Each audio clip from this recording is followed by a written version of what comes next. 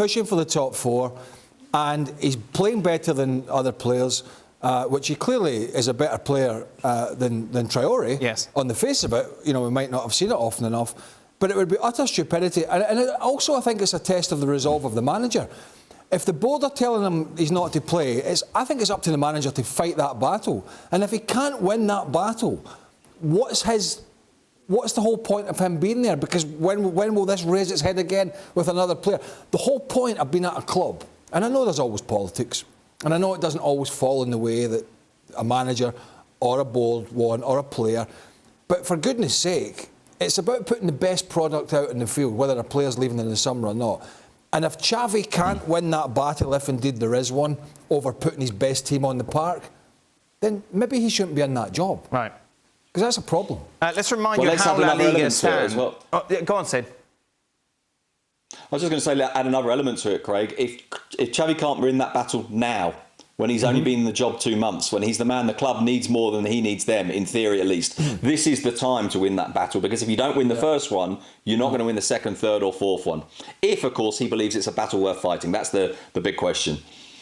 Let's remind you how Barca stand in La Liga going into the start of February, currently sitting fifth, of course, just 1 point off Atletico Madrid, and a bit of free fall at the moment.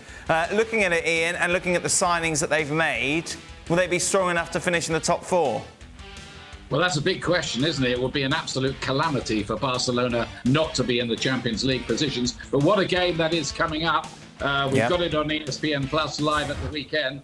Barcelona against Atletico Madrid, as fate would have it. So we'll find out and get a first clue about how exactly he is going to deploy those 10 forwards that Sid was talking about. I think Memphis Depay is a doubt for the game, what I'm reading. So whether Traore plays, I don't think Dembele is going to be playing. Not yet anyway, even if he is a better player than Traore. I mean, going back to Adama Traore, you can look at the stats and say, well, he's just a headless chicken. He never does anything. He does terrorise defenders. I've covered him in games where he's been absolutely electric, but there isn't the end product. So if Xavi can make a player out of him, I mean, big feather in his cap. Of course, they're old teammates because, Traore was at Barcelona when he was a kid, and I think he played about 4 games, didn't he, before they let him go to England. So, it's going to be fascinating to see what they can do. My guess is they probably will sneak in the top 4 at the end of it.